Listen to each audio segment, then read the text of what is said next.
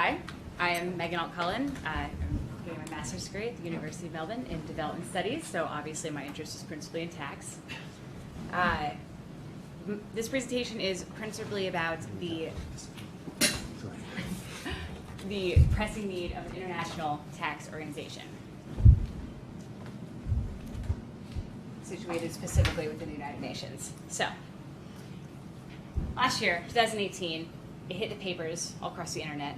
I don't know if you guys have the internet, but it's hit all across that Ed Sheeran paid more income tax in the UK than Amazon did. When asked about this, I'm sure, originally error, an Amazon spokesperson responded that they pay tax appropriately in every jurisdiction that they operate in, according to the laws of that jurisdiction.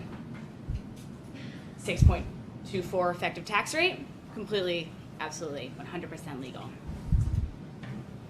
But that's precisely the problem, right? That we're in this age of 2019 where revenue is made intangibly. It's not about the shoe factory where you employ people and the building that it's all in, the income you make off the shoes that you sell. It's about these new untouchable things. So, what do?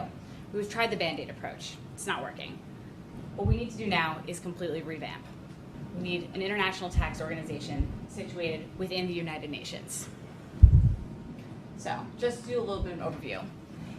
In 2017, Cobham and Jenksy published a paper for UNU Wider that estimated conservatively that US $500 billion is lost every year to corporate tax evasion and avoidance.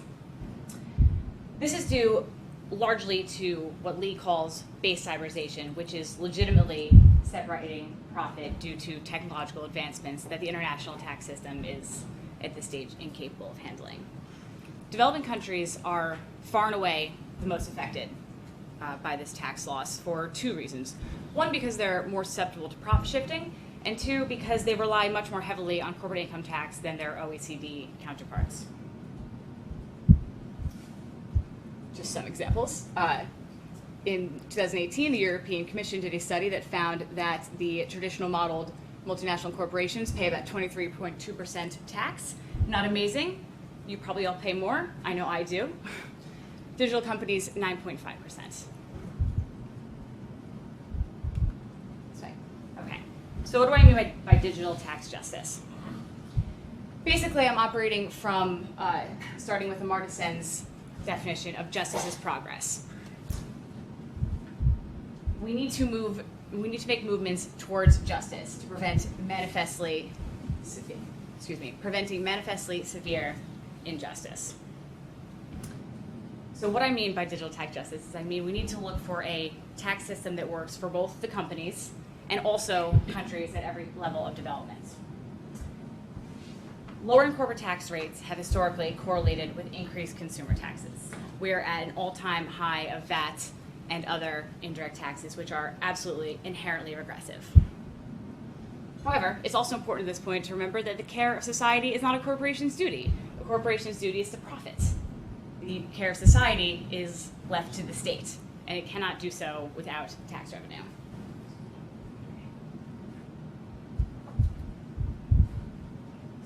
So, the burden of the state budget, if it can't get it from corporate income tax, where does it go? The state budget's not lessened as a result. Therefore, it shifted to the middle class, which is a group that has not seen real wage growth since the 1970s.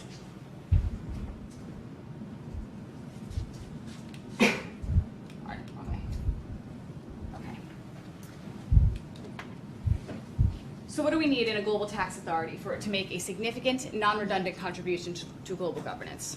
The core requirements are these three things, but I'm going to focus most heavily on the first, which is universal membership. Universality is the most important aspect of the most important principle that we can underpin on an international tax organization, because the rules of the game of international tax affects every country at every level of development. And we already have a non-universal membership organization who seeks to write international tax policy, and an exact duplication of the OECD would likely not accomplish much. Therefore, I'm suggesting an organization modeled after the International Civil Aviation Organization, or ICAO.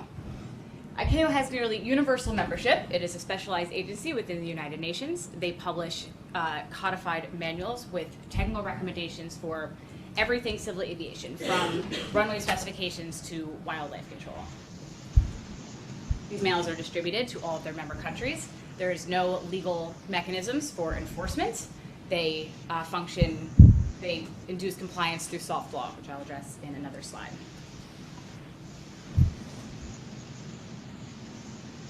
There is no, as I said, there's no legal mechanism for these to adhere to the ICAO manuals. However, they do, if you want to, pardon, I just lost my train of thought. If a deviant country wishes to do something else that another country finds dangerous or unacceptable, you just don't fly your planes to that country. It works through political rather than legal pressure.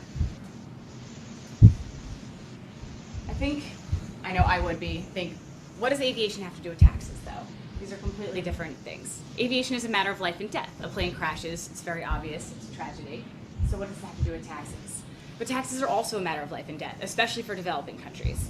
The corollaries between funding health and education programs and poverty alleviation have been very, very clearly drawn. And so by not tackling this untaxed revenue and not adequately administrating it globally to where it's needed, we're committing generations of people to absolutely avoidable deaths and abject poverty.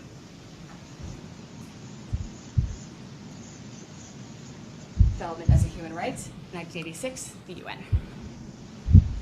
Okay, so I unfortunately do not have time to get into all of the intricacies of soft law. It works mostly off of game theory, which is very interesting, and I'm very happy to talk at length with anyone interested. But soft law mostly functions, as I said, due to political rather than legal pressure in the twilight between law and politics. The main reasons that the ITO would, the International Tax Organization, would induce compliance is through focal points, network effects, and reputational compliance. All of this will be in the paper. Due to the state's inability or unwillingness to cede any real authority to international organizations, they have created a power vacuum in which multinational corporations are able to absolutely thrive and set their own global private governance. Additionally, having access to these codified manuals about international tax would be absolutely key for developing countries, because where tax capacity is lessened, cooperation is what's most important. With the increased complexity and costly to navigate approaches to the digitalization of revenue, having access to these manuals gives developing countries a clear path through on how to collect the tax revenue. So, just to wrap this up, because I know I'm running out of time, the reason that this new organization would need, in my opinion, to be within the United Nations is because it offers a completely unique offering to the world of international tax governance. Universality with political authority and an equal voice and vote. This benefits developing countries the most, but it would also benefit developed countries. Of that $500 billion lost every year, $188 billion of it is lost by the United States. It would absolutely assist developing countries, developed and developing countries. This political setting requires a political issue, and the UN is the principal political community in the world. It is unsurprising to me that the OECD is not best suited to deal with these issues, because a member group has duty to its members first. Oh, last one. So, this is a digitalization panel. You may have noticed that my somewhat stumbling presentation has mostly been on governance. However, we need to capitalize on the change that's happening within this industry. As mentioned, this is the first time that there's been any room for change in this space in about a century, and the digital economy, as a result, needs these additional governance mechanisms. So if we're going to go into the future and look and try to achieve any kind of digital tax justice in a way that works for countries at every stage of development, it has to be with increased international cooperation with an international tax organization within the United Nations with legitimacy, authority, and universality. Thank you. That was